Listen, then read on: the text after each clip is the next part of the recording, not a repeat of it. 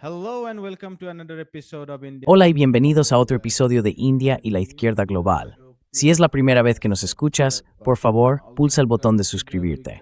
Además, considera hacerte miembro de YouTube, mecenas o donar una pequeña cantidad utilizando el enlace en la caja de descripción. Demos la bienvenida a nuestro invitado de esta noche, el embajador Chas Freeman. El embajador Freeman es un ex diplomático estadounidense, autor y analista geopolítico. Embajador Freeman, Rian Malitzis, Is y la Izquierda Global. Welcome back to India and Global Left. Thank you. Gracias, Yotish. Encantado de estar contigo. Hay mucho en marcha. We had you on last time. Sí, te tuvimos aquí la última vez. Fue hace unos 10 días, si no me equivoco, y dijiste que la guerra era inevitable. Pero hacia el final también comentaste que te gustaría que pudiéramos reunirnos y hablar de otra cosa porque es muy deprimente. Lamentablemente, tuve que enviarte otro correo diciéndote que quería volver a hablar contigo. Así que si puedes, danos tu valoración de lo que ha ocurrido en los últimos 8 días en lo que respecta al conflicto. Let me describe what I think is happening. Permíteme describir lo que creo que está ocurriendo. Básicamente, el 29 de diciembre hubo una reunión entre el primer ministro Netanyahu y Donald Trump en Mar-a-Lago, el club de Donald Trump en Florida. En esa reunión acordaron un ataque contra Irán. Por lo tanto, las negociaciones que tuvieron lugar en enero y febrero fueron una farsa. Volvieron a servir de tapadera para la concentración de fuerzas con el fin de llevar a cabo el ataque que finalmente se lanzó el 28 de febrero. El ataque responde a la estrategia israelí. No existe una estrategia estadounidense. Hay un plan de campaña estadounidense para ejecutar la estrategia israelí.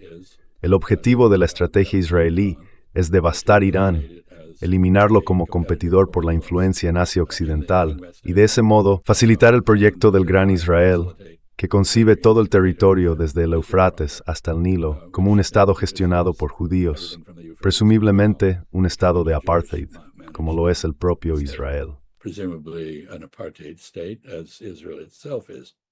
So that's the theory. Esa es la teoría. Esa es la estrategia. Forma parte de un plan a largo plazo. El primer ministro Netanyahu ha admitido abiertamente que lleva 40 años soñando con encontrar a un presidente estadounidense dispuesto a hacer su voluntad. Y en Donald Trump ha encontrado a ese hombre. El plan de campaña del lado estadounidense implica realmente un conjunto muy intenso de ataques contra Irán, múltiples objetivos en Irán, con el propósito de destruir la capacidad de Irán para librar una guerra con Israel.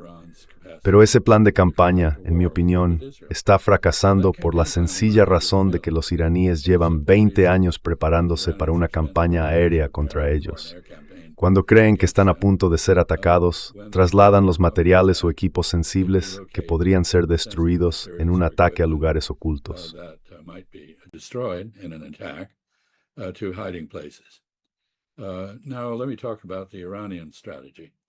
Ahora, permítame hablar sobre la estrategia iraní, porque sí tienen una estrategia. El primer punto es que están hartos de las provocaciones continuas, los asesinatos, los ataques y las negociaciones que sirven de tapadera para ataques sorpresa, y están yendo a por todas. Están siguiendo una estrategia que no se detendrá hasta alcanzar su objetivo, que es devastar Israel. En otras palabras, tras haber recibido una amenaza existencial de Israel, ahora ellos representan una amenaza existencial para Israel. Solía presidir un grupo en Washington llamado el Comité por la República, y por lo visto han decidido de forma un tanto inoportuna que este es el momento preciso para recuperarme, supongo. En fin, espero que puedas cortar todo eso. Déjame volver al tema.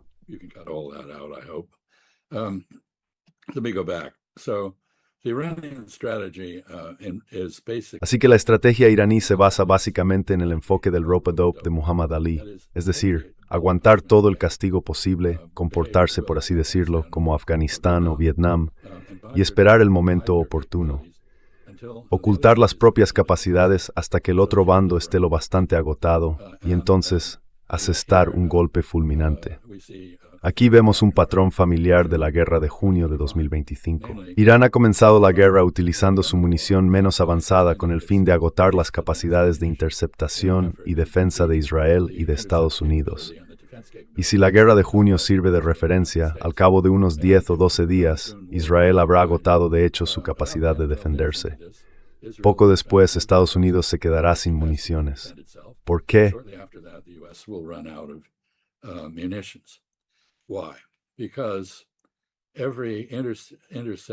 Porque cada intento de interceptación implica al menos 2 o 3, y a veces hasta una docena o más, interceptores lanzados, cada uno muy caro y escaso. El inventario de capacidades de interceptación se está agotando rápidamente. Estados Unidos está empezando a canibalizar sistemas en Corea del Sur, THAAD, Patriot, y en Japón, con el fin de complementar el menguante apoyo logístico para esta guerra en Asia Occidental. Irán ni siquiera ha comenzado a utilizar su armamento hipersónico, que permanece almacenado en tierra, esperando el momento adecuado.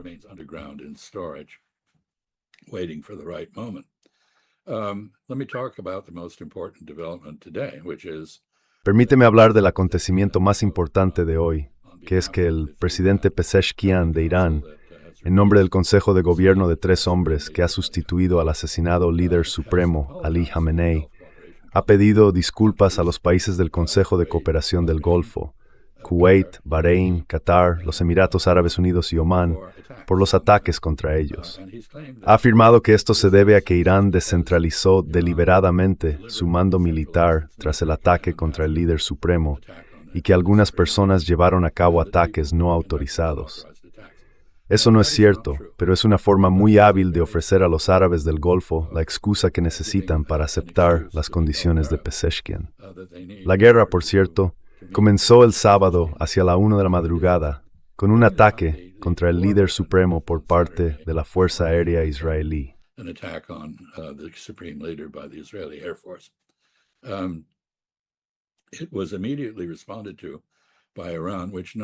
Irán respondió de inmediato, inutilizando la mayoría de los sistemas de radar y otros equipos que Estados Unidos había desplegado en la región.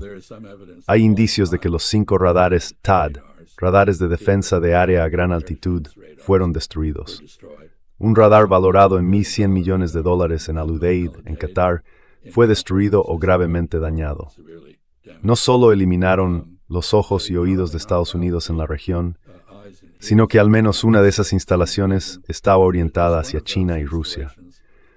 Así que Estados Unidos ha quedado decisivamente debilitado en ese aspecto.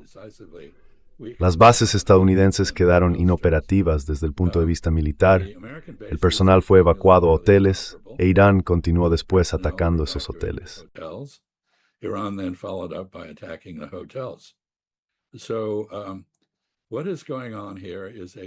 Lo que está ocurriendo aquí es una estrategia muy deliberada que combina la diplomacia con la fuerza para convencer a los árabes del Golfo de que no pueden permitirse tener bases estadounidenses en su territorio, que lejos de defenderles, esas bases los hacen vulnerables a un ataque. E Irán ha ido más allá, ha amenazado abiertamente con destruir sus capacidades de producción de petróleo y gas. Ha cerrado el estrecho de Hormuz. Volveré sobre eso. Junto a los ataques militares, aunque aquí estoy especulando, debe de haber habido un muy intenso entre las distintas capitales del CCG, Riad, Abu Dhabi, Doha, Kuwait y así sucesivamente, y los iraníes sobre las condiciones de Irán para suspender el ataque. Así que ahora han suspendido los ataques con la condición de que ninguna de esas bases se utilice contra ellos.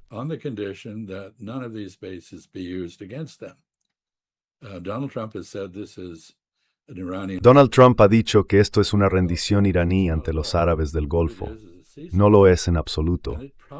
Lo que es un alto el fuego y probablemente incluye, aunque de nuevo estoy especulando, un compromiso por parte de los árabes del Golfo no solo de impedir el uso estadounidense de esas instalaciones contra Irán, sino también una vez terminada la guerra, que creo será determinada por Irán, no por Israel ni por Estados Unidos, de retirar esas bases. Así que Irán está logrando un objetivo a largo plazo que tenía, eliminar la presencia militar estadounidense del Golfo. Esa es mi interpretación de esto. Solo el tiempo dirá si esa interpretación es correcta o no. Pero creo que la navaja de Occam, la explicación más simple de lo que ha ocurrido, que suele ser la mejor, sugiere que esto es lo que ha pasado.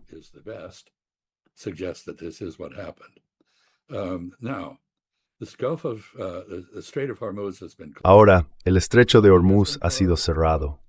No fue cerrado por fuerzas navales. La marina iraní parece haber sido hundida en su mayor parte, incluido un crucero iraní que participaba en un ejercicio multinacional con la India, el cual fue hundido frente a Sri Lanka por un submarino estadounidense, a pesar de que, según tengo entendido, la marina estadounidense también participaba en ese mismo ejercicio. Así que esto fue un crimen de guerra, no injustificado, pero tiene el efecto de legitimar la globalización de la guerra por parte de Irán. Es decir, ya no necesita limitarse a la región. Es muy peligroso por esa razón. Ahora, el estrecho de Hormuz está cerrado siguiendo el modelo del cierre UTI del Mar Rojo. Ese fue el primer bloqueo marítimo exitoso llevado a cabo desde tierra.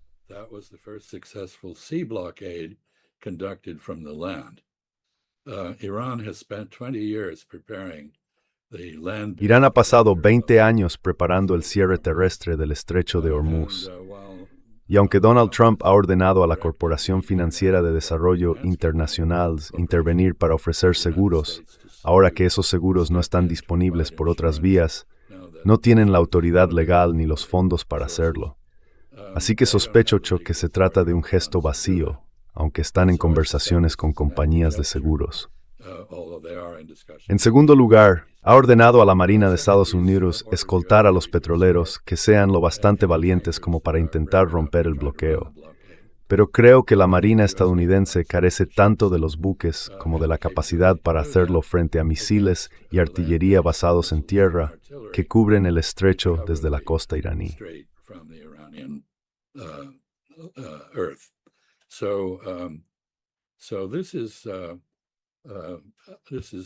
Así que esta no es la guerra corta y victoriosa que Donald Trump imaginó. Ha mencionado múltiples objetivos, algunos de ellos contradictorios entre sí. No hay una explicación clara para esta guerra. Algunos dicen que es para impedir que Irán desarrolle armas nucleares, pero matamos al líder supremo, que era el único tapón en la botella en ese asunto.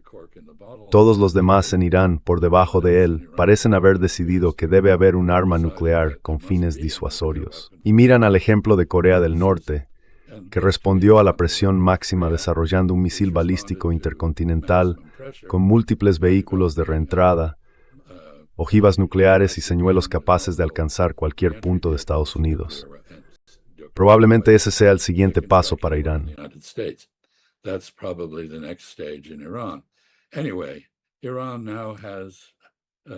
De todos modos, el obstáculo para que Irán tomara la decisión de fabricar un arma nuclear ha sido eliminado, tanto porque el líder supremo que se oponía ha sido asesinado, como porque la fatua que impedía a Irán construir un arma nuclear establecía una excepción en caso de que existiera una amenaza existencial para la República Islámica, que ahora existe de forma explícita. Un segundo objetivo, supuestamente, era contrarrestar las capacidades de misiles iraníes contra Israel. Y aquí ha habido un argumento muy enrevesado. En vísperas del ataque israelí, respaldado por Estados Unidos, esto es una guerra israelo-estadounidense, no una guerra estadounidense-israelí. Quiero decir, el principal impulsor es Israel, e Irán lo sabe, por eso se ha centrado en sembrar el caos en Israel. Y a eso llegaré.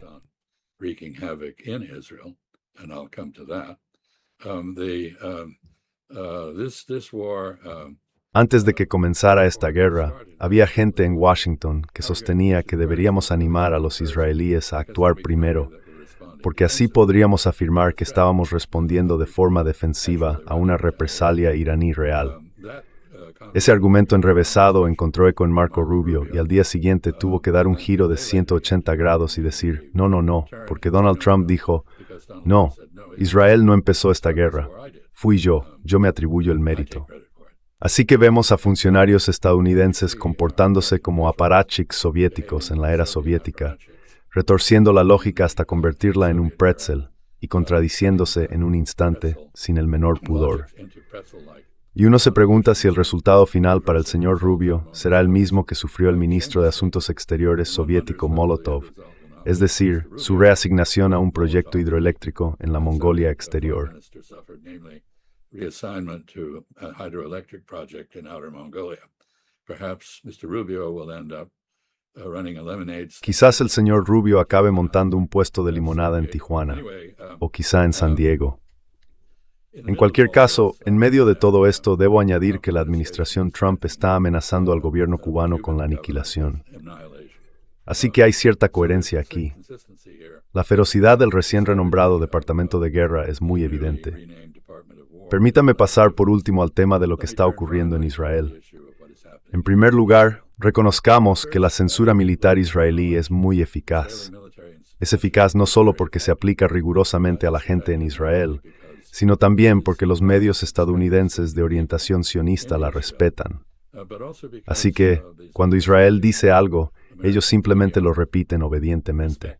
Cuando eso se cuestiona, dicen, bueno, no podemos verificarlo. Por tanto, sabemos muy poco en los medios de comunicación convencionales sobre lo que está ocurriendo en Israel.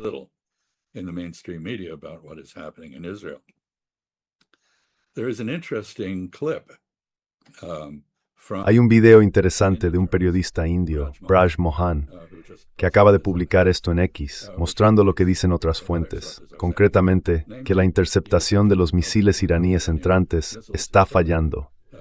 Los daños son extensos. Recuerdo que en la guerra de junio se destruyeron 408 edificios en Israel y muchos israelíes siguen sin hogar como consecuencia. Esto ahora es mucho peor. El señor Mohan suena bastante nervioso en su pequeño video y claramente ha sido renovado. Tiene una marca roja entre los ojos. La India está en una posición muy precaria. Apenas tiene reservas estratégicas de petróleo. Creo que hay unas 9.5 jornadas de suministro en la Reserva Estratégica de Petróleo de la India, mientras que China tiene 253 días de reservas y Japón algo menos, pero aún así mucho más que la India.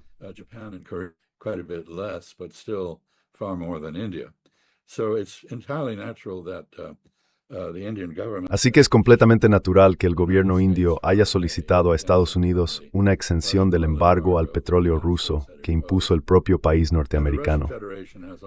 La Federación Rusa se ha ofrecido a reabastecer a la India con petróleo, que tendrá que entregar ya sea a través del Pacífico o rodeando África. Por lo tanto, la India va a sufrir cortes de energía. El que acabas de experimentar probablemente no esté relacionado con eso. Pero las cosas se van a poner bastante difíciles. El segundo efecto es que aproximadamente la mitad del suministro mundial de fertilizantes acaba de ser interrumpido. En el hemisferio norte, esto ocurre justo antes de la temporada de siembra, así que vamos a tener una escasez de alimentos más adelante.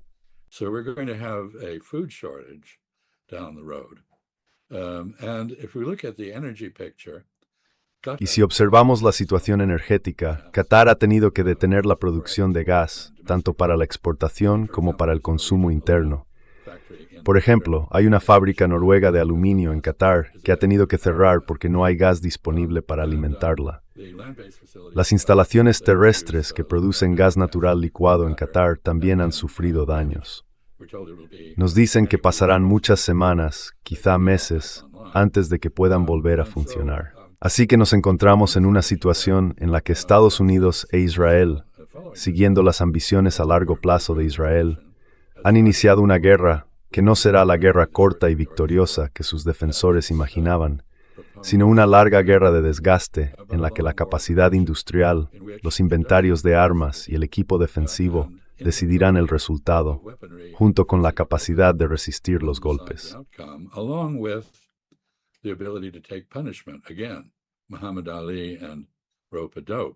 De nuevo, Muhammad Ali y la táctica del rope-a-dope, ya sabes. Recibiré todos los golpes que me des, te golpearé lo justo para agotarte, y cuando estés exhausto, atacaré. Esa es la estrategia iraní. Por supuesto, puede que no funcione, pero en este momento parece que sí. Así que creo que los medios de comunicación tradicionales y las declaraciones jactanciosas del mando central deberían tomarse no con un grano de sal, sino con una roca de sal. Eso es más o menos, resumiendo, al menos según mi punto de vista. Y por supuesto, puede estar equivocado, porque la información es muy escasa. Señalaría que solo llevamos 7 días de guerra.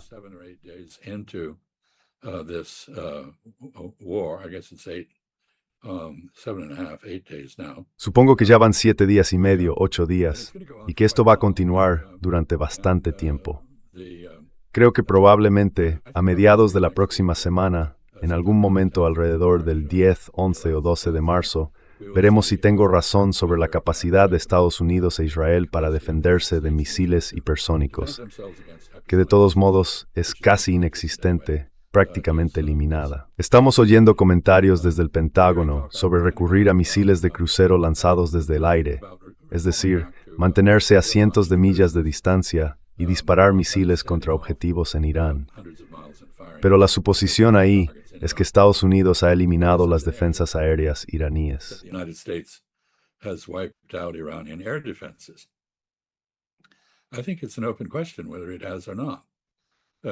Creo que es una cuestión abierta si lo ha hecho o no, por 2 razones. En primer lugar, los iraníes, dada la estrategia de rope-a-dope, bien podrían haber decidido conservar esos recursos trasladándolos al subsuelo, fuera del alcance, y no gastar su propia capacidad de autodefensa al inicio, cuando las capacidades israelíes y estadounidenses están en su punto máximo.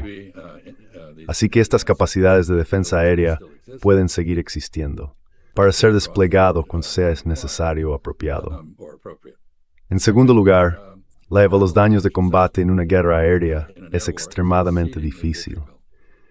Un amigo me recordó la campaña aérea de la OTAN y Estados Unidos contra Serbia para desmembrar Serbia y separar Kosovo de ella.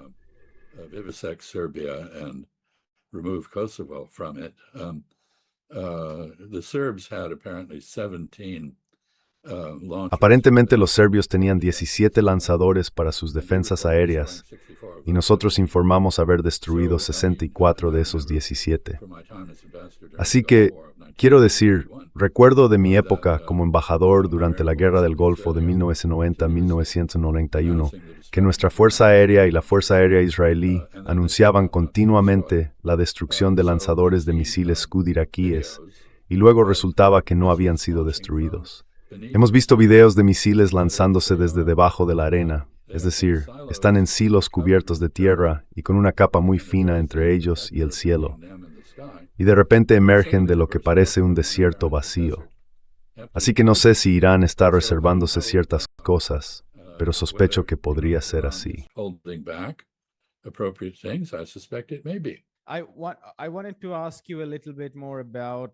Quería preguntarte un poco más sobre la decisión o el anuncio del presidente Pezeshkian de detener los ataques a los estados del Golfo, ataques condicionales, condicionados a que no se produzcan más agresiones por su parte.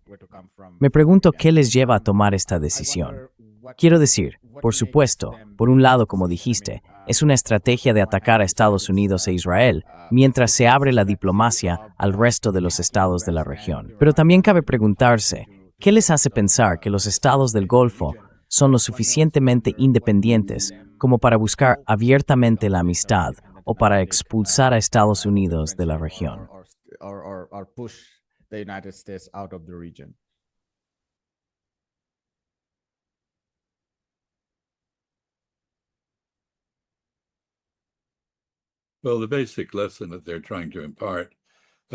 Bueno, la lección básica que intentan transmitir, creo, es que la llamada defensa de los estados del Golfo frente a Irán u otros atacantes ha resultado contraproducente. De hecho, no lo hagas. Justifican los ataques iraníes contra esos mismos estados. Así que no son una fuente de protección, sino una vulnerabilidad, y por tanto deberían ser eliminados. Esa es la lección fundamental que Irán ha estado intentando inculcar. Veo 2 posibles razones para el momento del alto el fuego. El alto el fuego unilateral anunciado por Irán contra esos estados, no contra Estados Unidos. Irán ha dejado claro que seguirá atacando a Israel y a Estados Unidos, pero ahora ha eximido a los estados del Golfo y lo ha hecho de una manera diplomática, incluso apologética, que maximiza las posibilidades de que acepten el alto el fuego.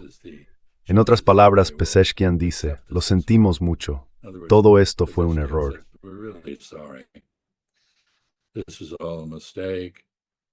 Of course, it wasn't a mistake, but he gives them the out of Por accepting supuesto, that it was a no fue un mistake. error, pero él les da la opción de aceptar que lo fue. Así que hay dos posibilidades. Una, que se hayan alcanzado acuerdos diplomáticos, aunque no visibles, entre los estados del Golfo e Irán. Los estados del Golfo acordaron que, como han dicho públicamente, no permitirían ningún uso estadounidense de sus bases contra Irán. Y en segundo lugar, probablemente también acordaron que cuando termine la guerra, esas bases desaparecerán. Así que Irán ha logrado su objetivo de larga data. Esa es la posibilidad más probable. Como consideración secundaria, Irán ha empleado principalmente drones, muy pocos misiles en esas bases. Puede que quiera reservarlos para un uso posterior contra Estados Unidos e Israel, habiendo dejado claro su mensaje, según cree, a los árabes del Golfo. Así que creo que se trata de un desarrollo muy importante, y no pienso que sea, como sugirió Donald Trump, ni una rendición iraní a los árabes del Golfo.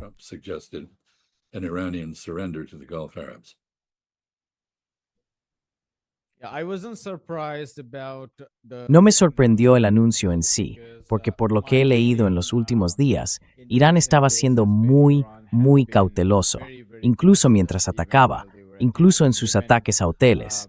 Salieron a justificarlo diciendo, solo atacamos los hoteles porque allí se habían refugiado miembros del personal estadounidense, lo que en la práctica significaba que seguían manteniendo esa distinción entre atacar activos militares y todo lo demás.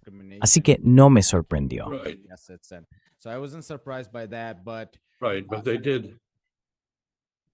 Cierto, pero lo hicieron. Atacaron, por ejemplo, el puerto de Dum, en Omán, que es un puerto puramente omaní, pero que cuenta con depósitos de petróleo de los que se abastece la Marina de los Estados Unidos y es un fondeadero de la Marina estadounidense.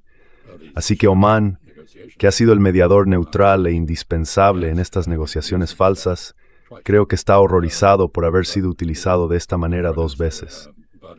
Pero el ministro de Asuntos Exteriores, Badr al-Busaidi, ha dejado muy claro que los iraníes estaban logrando avances reales en las negociaciones.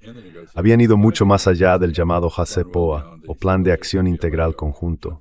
Habían aceptado renunciar a cualquier almacenamiento de material sustancialmente enriquecido y habían acordado volver a niveles bajos de enriquecimiento.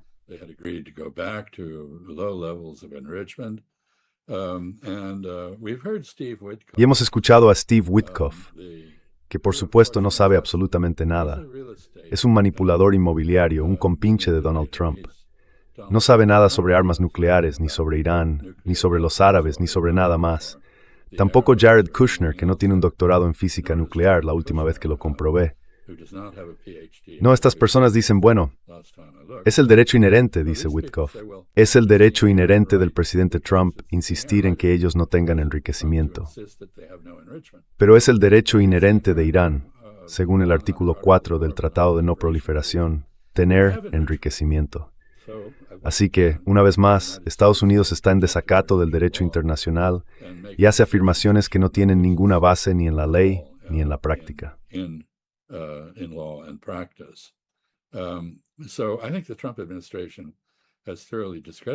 Así que creo que la administración Trump se ha desacreditado por completo en el extranjero, no solo con este ataque no provocado junto a Israel, sino también por la forma en que se ven 5 personas en una escuela de niñas en Minab.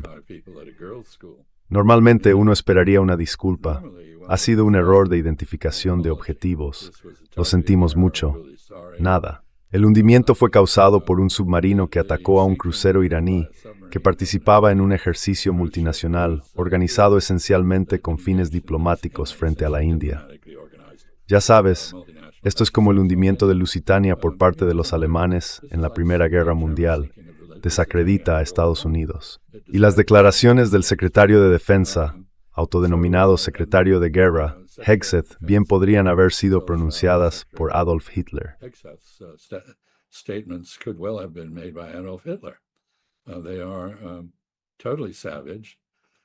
Son totalmente salvajes. Él desprecia las llamadas instituciones internacionales, dice el llamado derecho internacional. Dijo que no debería haber reglas de enfrentamiento, que todo vale. El objetivo, ya sabes, es destruir, asesinar y borrar el poder iraní. Así que esto ya es bastante grave a nivel internacional, pero a nivel interno tenemos una situación en la que la impunidad israelí depende por completo del apoyo de Estados Unidos. Y ese apoyo se está desmoronando rápidamente. El público estadounidense no respalda esta guerra. Incluso algunos republicanos, que normalmente se comportan como miembros de un partido leninista, alineándose con los juicios del gran líder, están condenando esto.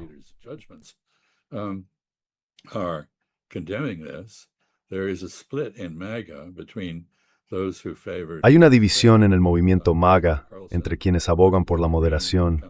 Tucker Carlson y Marjorie Taylor Greene vienen a la mente como los dos portavoces más destacados de esa postura, y los belicistas como Lindsey Graham. La base de apoyo a la continuación de la guerra, al movimiento MAGA y al presidente Trump se está erosionando rápidamente por ello.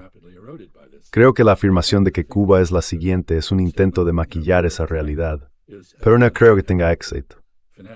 Ese es un desastre por más de año de Reyes y Parain. Por Space General Reyes, juramente.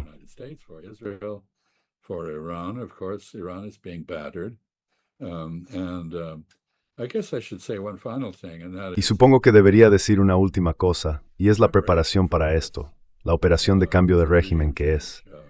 Ya sabes, algunos días Donald Trump lo admite, a veces no. Marco Rubio siempre parece insistir, salvo cuando le dicen lo contrario, en que se trata de una operación de cambio de régimen. La base para esto se preparó con mucho cuidado. El secretario del Tesoro, Steven Mnuchin, hundió la moneda iraní. Él dice que lo hizo, se atribuye el mérito de hacerlo, con el fin de provocar protestas haciendo que los iraníes se sintieran tan miserables que salieran a las calles. Y así lo hicieron.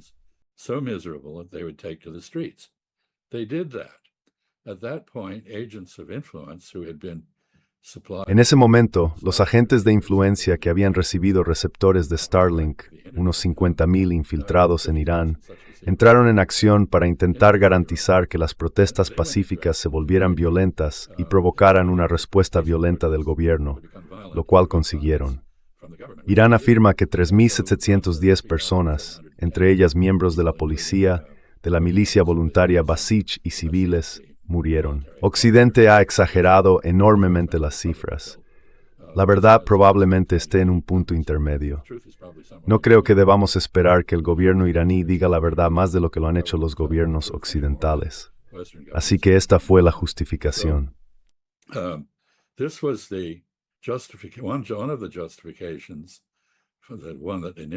Una de las justificaciones que Donald Trump dio inicialmente fue que había violaciones de derechos humanos en Irán. Tenemos que detener esto y venimos a rescataros, lo cual es un disparate, porque rescatarte desde el aire, bombardeándote y haciéndote aún más miserable, no es una buena solución. Ahora bien, lo último aquí es que una de las cosas que hizo Irán con el cierre del Estrecho de Hormuz, por supuesto, fue cortar los ingresos de petróleo y gas de todos los productores del Golfo. Algunos, como Arabia Saudí, están muy cerca de una emergencia fiscal. Otros, como Kuwait, básicamente viven de los intereses de las inversiones que realizaron con los beneficios anteriores del petróleo y el gas. Bahrein depende de Arabia Saudí. Bahrain is dependent on Saudi Arabia. Qatar is the third largest gas producer in the Qatar es el tercer mayor productor de gas del mundo. Ha tenido que dejar de producir gas, como mencioné. Los Emiratos Árabes Unidos también están bloqueados en el Estrecho de Hormuz. Omán no lo está, pero Omán es un productor muy pequeño de petróleo y gas. Así que los ingresos de estos países se han detenido por completo. Irán ha detenido sus propios ingresos y claramente ha hecho el cálculo de que puede permitirse hacerlo durante bastante tiempo. No he visto ningún estudio sobre cuánto podría durar eso, pero estoy seguro de que los iraníes han realizado tales estudios en preparación para esta estrategia. Así que estamos viendo una presión terrible sobre los gobiernos del Golfo, no solo financiera, porque por supuesto sus poblaciones, al menos las poblaciones nativas, y algunas de ellas son muy pequeñas, tienen grandes poblaciones de surasiáticos, indios, pakistaníes, bangladesíes, tailandeses, filipinos, y así sucesivamente. Sri Lankans, Filipinos, and so forth. We're looking at Estamos viendo poblaciones autóctonas que se han vuelto casi al 100% en contra de Israel y de Estados Unidos debido al genocidio en Gaza. Así que están bajo presión. Estos gobiernos ya están sometidos a presión política para desvincularse de Estados Unidos e Israel. Ahora también hay presión fiscal, presión sobre los ingresos, y no se les conoce precisamente por su valentía. Así que veremos qué deciden. Es su decisión. Si no me equivoco, ya han tomado una decisión y se la han comunicado a Irán, aunque podría estar equivocado en eso. Fuera de la región, nos enfrentamos a una reducción de las cosechas en el próximo ciclo de recolección, a una disminución del suministro de productos petroquímicos y fertilizantes, y a un aumento de los precios del petróleo. El petróleo está ahora en torno a los $94 por barril y sigue subiendo.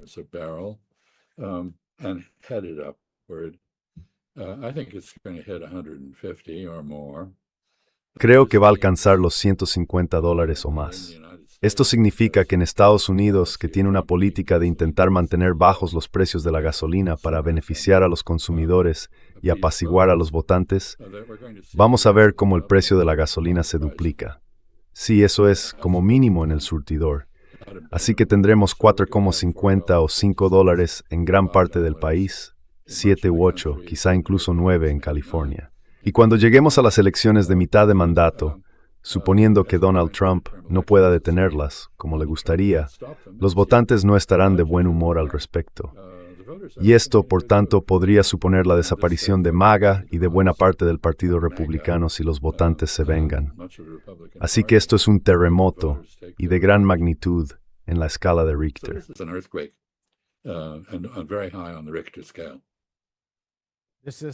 Probablemente esta sea Hatzpeus Derritacaustatense, que ha sido impular desde el principio. Recuérdame si ha habido alguna hora.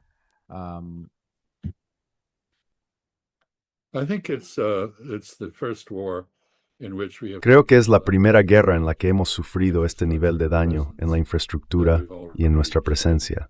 En otras palabras, normalmente hemos sido inmunes. Hacemos la guerra a través de intermediarios. Y permíteme mencionar el impacto de esos intermediarios aquí, porque también es considerable. Si Estados Unidos se centra en reabastecer los arsenales de Israel y los suyos propios, no podrá poner esos suministros a disposición de los europeos para transferirlos a Ucrania. Así que Ucrania acaba de sufrir un golpe estratégico que puede ser fatal. Ya sabes, todo esto demuestra, George, que antes de iniciar una guerra, hay que establecer objetivos claros y alcanzables.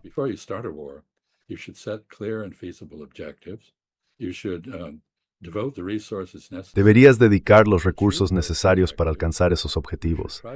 Deberías intentar lograrlos de una manera que no cause un daño permanente a tu reputación. Y deberías tener un plan para poner fin a la guerra.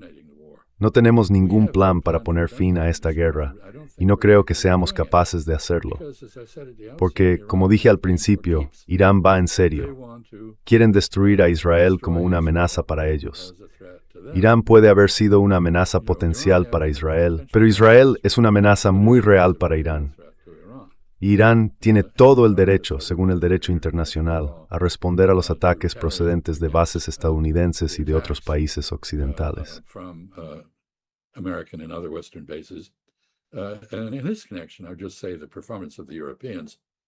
Y en este sentido, solo diría que la actuación de los europeos ha sido increíblemente torpe, mal planteada y fatal para la reputación de Europa. Alguien como Zacharias Tambro dice, bueno, no vamos a apoyar esta guerra desde Diego García o Chipre o las bases de la RAF en Gran Bretaña, y luego se da la vuelta y dice, no, tenemos que proteger a los árabes del Golfo del ataque no provocado de Irán. Quiero decir, Orwell se revolvería en su tumba ante esto. Y otras declaraciones, Macron diciendo, bueno, esto debería mostrar a Irán que debe negociar de buena fe, pero sí negoció de buena fe, y Estados Unidos no lo hizo. Así que vuelvo a la analogía soviética. Ni siquiera los europeos lo hicieron. Por supuesto, hubo una reactivación por parte del E3.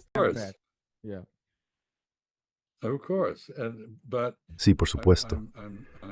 Pero no sé en qué sentido se diferencian de los miembros del Pacto de Varsovia. Bajo la Unión Soviética, cada vez que la Unión Soviética cambiaba de rumbo. Un día Hitler era el gran monstruo, y luego, después del pacto Molotov-Ribbentrop, no, tenemos que apoyar el pacto soviético con la Alemania nazi, y ya sabes, todo esto es correcto. Y luego entramos en la Guerra Fría, y cada vez que la Unión Soviética cambia de rumbo, hace algo realmente insensato como invadir Afganistán, todos en el Pacto de Varsovia hacen lo mismo que el Congreso de los Estados Unidos y los europeos, es decir, se levantan y aplauden. ¿Has perdido el poder otra vez?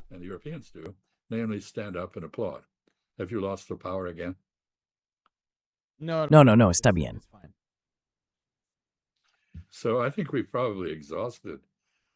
Creo que probablemente ya hemos agotado este tema por ahora. De nuevo, lo sé, han pasado menos de 8 días completos desde que comenzó esta guerra, y hay muchas cosas inciertas. He propuesto varias hipótesis sobre lo que está ocurriendo, pero no son más que eso, y puede que descubramos que me equivoco. No lo creo. Pienso que hay buenas razones para considerar que las hipótesis que he planteado son correctas, pero el tiempo lo dirá.